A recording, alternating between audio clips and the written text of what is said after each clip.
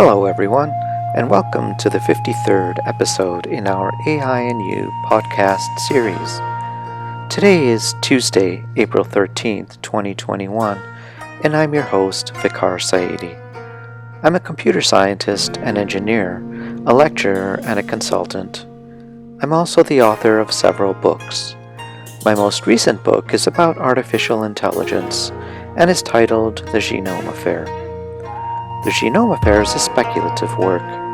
It examines what the world might be like if some of the more extraordinary capabilities forecast to be realized in AI over the next 20 to 30 years were actually realized today.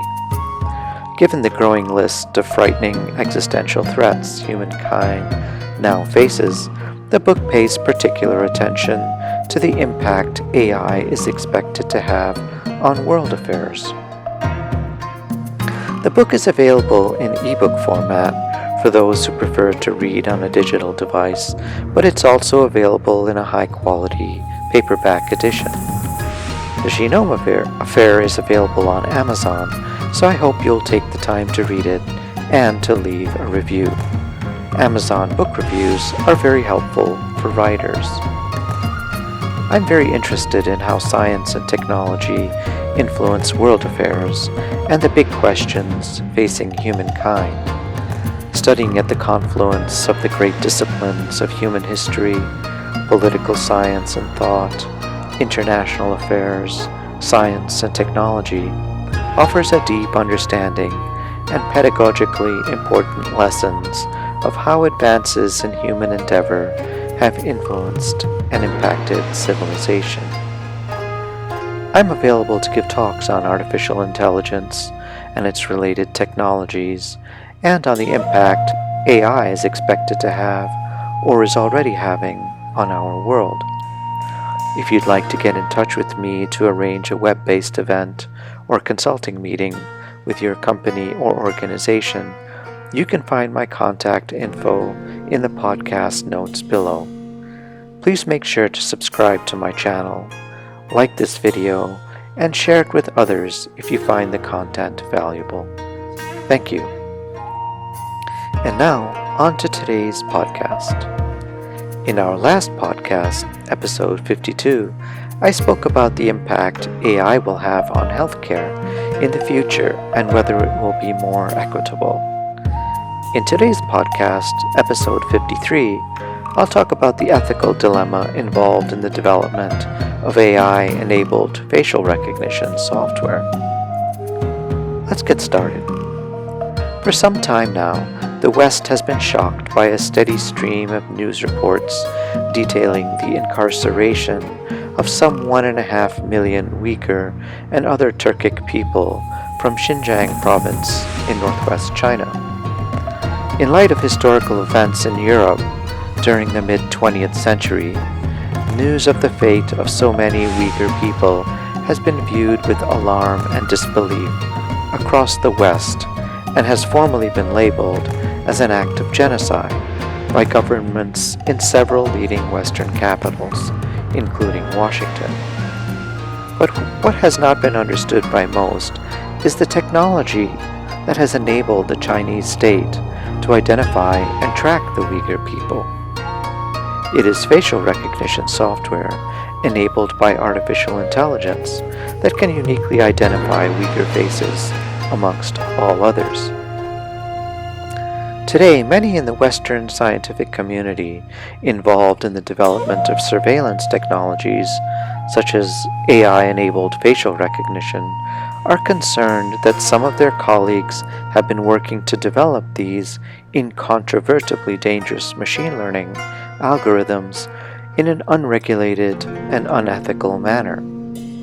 They are also worried that a number of important academic, scientific, and technical journals have published peer-reviewed research papers describing the implementation of facial recognition technology to identify Uyghurs, along with members of other Chinese minority groups. Their complaints have resulted in a number of investigations as academic and human rights activists try to cajole the wider scientific community to take a principled stand against the unethical use of facial recognition research and development. The activists are denouncing the controversial use of such powerful technology, along with the ethically weak basis of so much of the research in this discipline. A growing number of scientists have been trying to convince their research colleagues to avoid working with academic institutions or companies linked to unethical projects, and to more carefully consider how they are collecting and sharing facial recognition datasets. Many of these studies have collected staggeringly large datasets of images of people's faces without consent, and some of these datasets have now helped train AI-enabled commercial and military surveillance algorithms. Activists in the scientific community want researchers to be more thoughtful about the ethical basis of their work.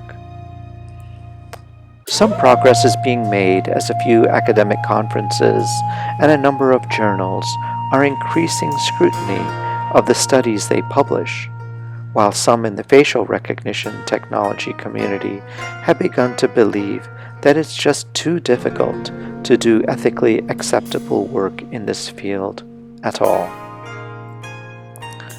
For today's facial recognition algorithms to work well, they must be trained and then tested on very large sets of images that are being collected, often without consent.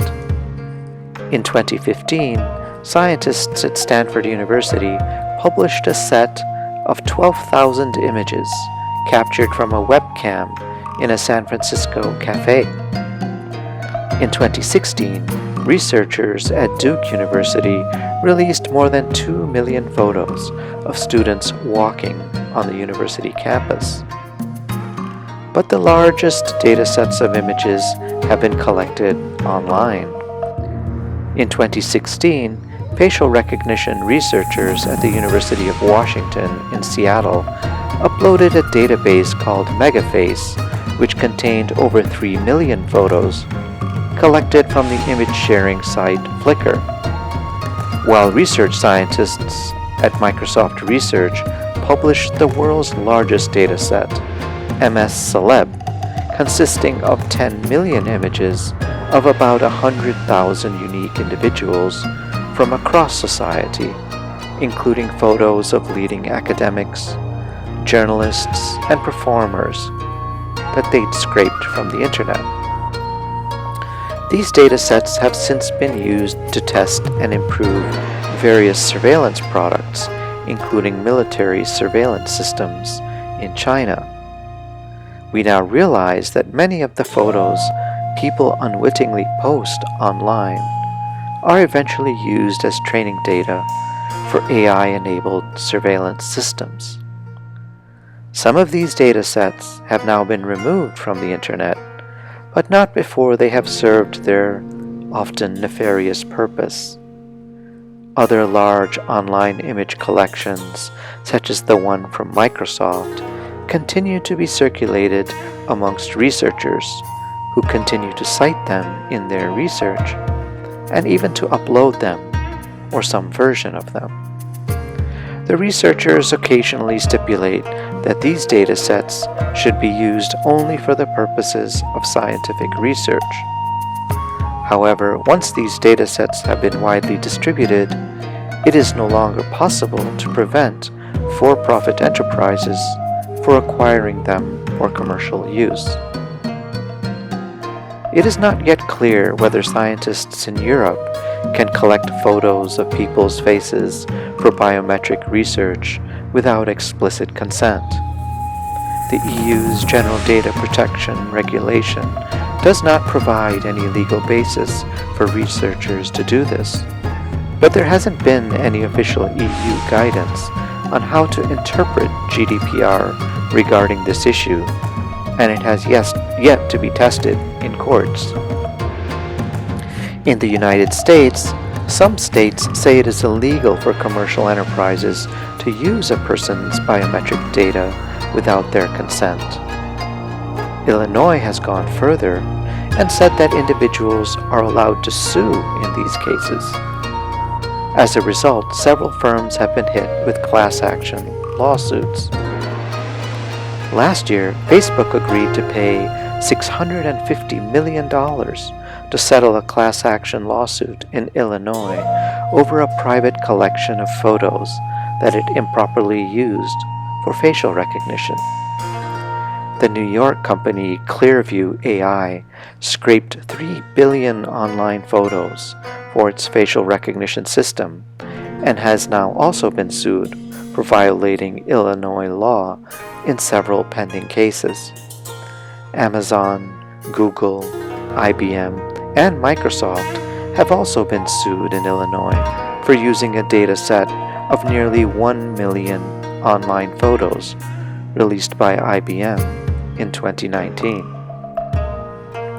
In summary, the entire enterprise of AI-enabled facial recognition is fraught with ethical challenges, and although it can serve very valuable purposes in society, including in medical research, public health, and law enforcement, its nefarious dimension requires very proactive and thoughtful regulation. Thank you for spending some time with me. I'm trying to follow the TED Talk format, and so I'm keeping these podcasts under 20 minutes. Let me know what you think. I hope you'll find these insights into artificial intelligence helpful, and I hope you will read my new book, The Genome Affair. It's on Amazon. Until next time then, this has been the AI and You podcast with author Vikhar Saini.